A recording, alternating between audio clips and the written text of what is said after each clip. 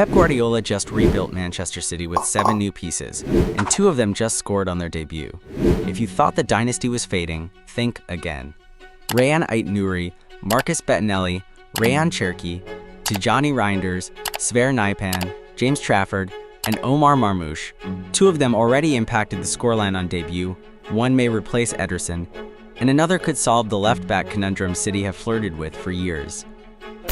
And I think some of the new players, in terms of how they play today, from a City perspective as a fan, it's exciting. You got to see what Reijnders was like in terms of his driving run. So, is Pep's new puzzle the best in the league, or the start of a downfall? Stay with me. Last season's third-place finish forced a rethink. Pep trimmed the squad, then targeted positional versatility and ball security under pressure. Team with the new signings? Yeah, but you're right, but we have 10 seasons together. Most of the players know each other. The new ones, they will adapt quick. Tijjani Reijnders, a press-proof metronome who arrived from Milan. Rayan Cherki, a final third problem solver with flair. Rayan Aït-Nouri, an athletic, inverted friendly fullback. James Trafford, homegrown keeper returning to push standards. Marcus Bettinelli, experienced depth. Sverre Nypan, high-ceiling midfielder for future-proofing. Omar Marmoush, vertical threat to stretch low blocks. This isn't random. It's Pep reloading with profiles that let him morph shapes mid-game, without losing control. Looking into the perspective of a City supporter, we can say that the statement, "City had a terrible season," is pretty evident. They finished 3rd in the league with 21 wins, 8 draws, and 9 losses. The desire, the commitment that you played last season, that was the reason why we won. Don't forget when you go what? We are the champion. Which is bad in terms of City's competition expectation. They won the Community Shield, knocked out of the League Cup in round 4, the Club World Cup in the 2nd round, and the Champions League in the playoffs. Obviously, comparing their treble-winning season and previous successful seasons, it is debatable that this was City's worst season. It was the first time City had less than 80 points under Pep Guardiola, first time having a 3rd-place finish, also with their defensive stability faltered and the offense underperformed. Losing streaks mid-season affected confidence, and a combination of injuries made the 2024-25 season their worst campaign, even though the team still dominated possession and passing stats. So how did Pep change the picture to try revive a world-class Man City in history? Here's the problem City had. Against elite presses, they needed clean exits. Against deep blocks, they needed creative chaos.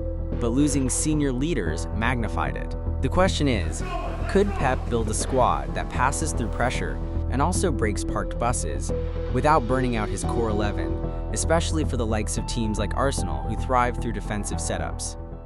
But fortunately, there are good early signs. Reijnders and Cherki scored on opening day, and Trafford looked assured covering for Ederson. But can this sustain over 38 games? With previous seasons, we've seen that if City has that good start, it usually means they are not winning the league. Look at the 1920th season as well as last season. City usually starts well, but the team eventually drops due to fatigue and inconsistent roles given to players. So Tijjani, welcome to Manchester City. Firstly, how does it feel to sign for the club? I'm really happy. My family is happy. Reijnders goes to the other. Reijnders, 2-0. It's a big step, and we are really excited to start here. He was scoring regularly in Serie A for Milan, and now on his Premier League debut. Enter Tijjani Reijnders, the metronome, City's new favorite signing, who has already scored on game week 1. His role is the hybrid, number 6/number 8, who receives on the half turn, breaks the first press, and links the half spaces.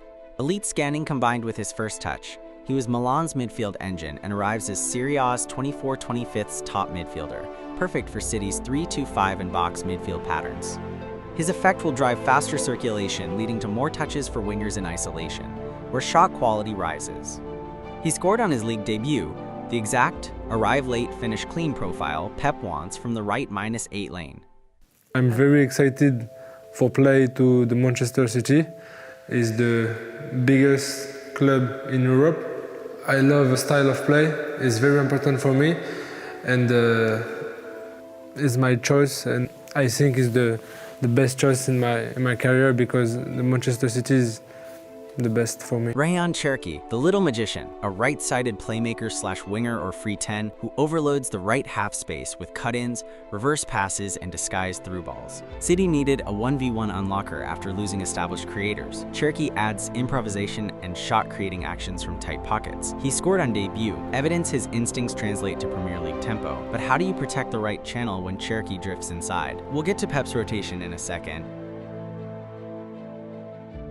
Club. How does it feel to have joined City? To be honest, I'm very, very happy. Yeah, I'm very proud. Rayan Aït-Nouri, the Algerian bullet, with his inverted left-back role to form the double pivot and build-up, or a classic overlap to pin the far fullback. He is agile enough to defend wide transitions, technical enough to step into midfield. Think positional elasticity. He can be the +1 in the middle or the width on the overlap. And with Pep's tactics, we can expect rotations with Guardiola depending on opponent wingers and rest defense needs. Opening day was a statement. Reijnders and Cherki scored. Trafford looked secure, and the structure held. If Pep can maintain this rotation discipline, City gain 3 win conditions. 1. Pass through pressure. 2. Unpick deep blocks with improvisation. 3. Add vertical runs to change pace. That's the formula for consistency over 38 games. All of this ties back to Pep's philosophy: constant change and constant adaptation. But the risk is simple. Too much change breaks chemistry. Too little change breeds predictability. The new signings have to walk that tightrope.